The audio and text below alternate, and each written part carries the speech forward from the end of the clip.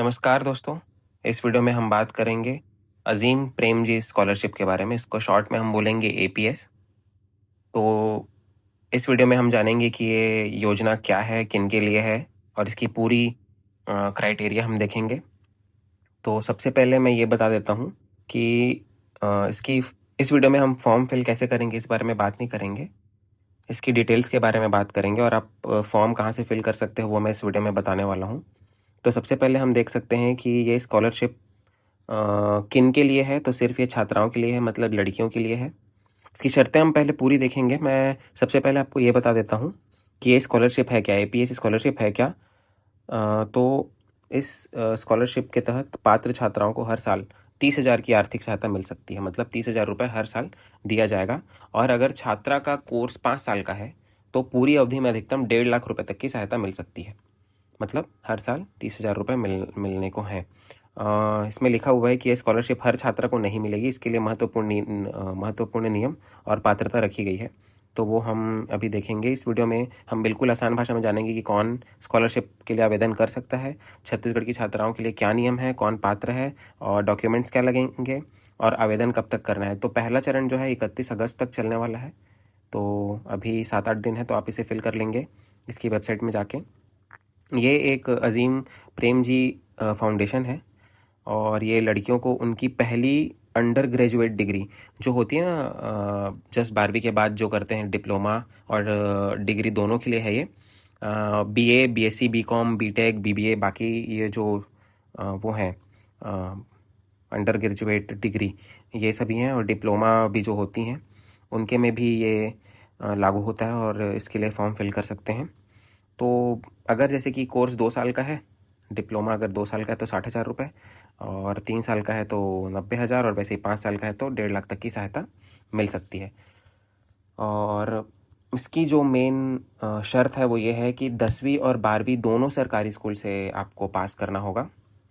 इसमें परसेंटेज वाला क्राइटेरिया नहीं है कि आपको इतना लाना है तब मिलेगा, ऐसा कुछ भी नहीं है, या इनकम सर्टिफिकेट, कास्ट सर्टिफिकेट, कुछ भी नहीं। आपको 10वीं और 12वीं दोनों सरकारी कॉलेज से पास करना है। उसके बाद पास करते ही अभी जो सेशन चल रहा है 2026-27 उसमें किसी भी मान्यता प्राप्त कॉलेज से आपको या यूनिवर्सिटी से आपको अंडर ग्रेजुएट डिग्री में या डिप्लोमा में आपको पहले फर्स्ट ईयर में रेगुलर एडमिशन, मतलब एक प्राइवेट होता है और एक रेगुलर होता है।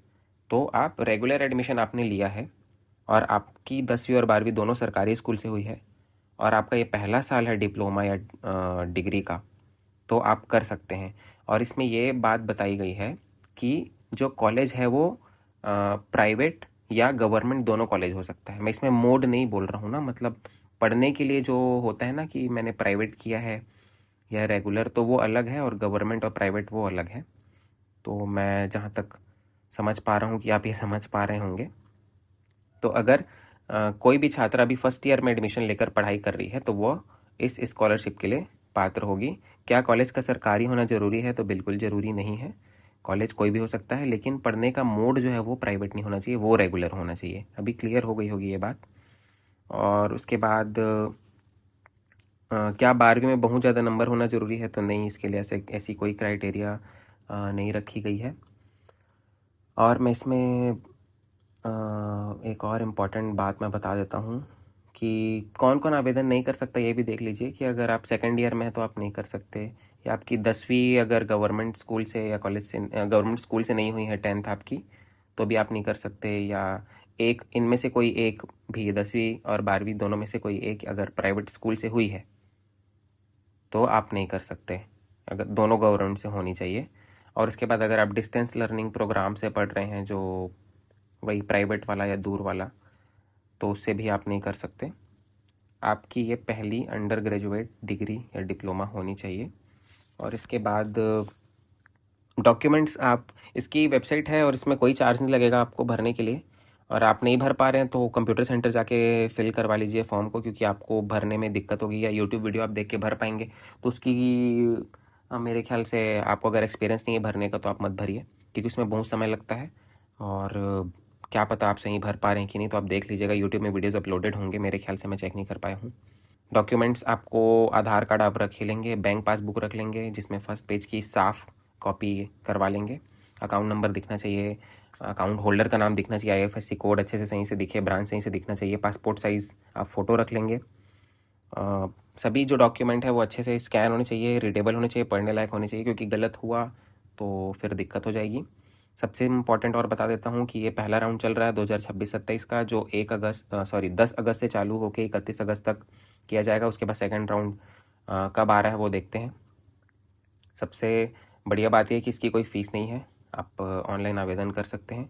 इसकी ऑफिशियल वेबसाइट में डिस्क्रिप्शन में डाल दूँगा, आप वहाँ से देख सकते हैं। तो भरिए, शेयर कीजिए, जिनके लिए इम्पोर्टेंट न्यूज़ है उनको बताइए, और वीडियो को लाइक कीजिए। Thank you.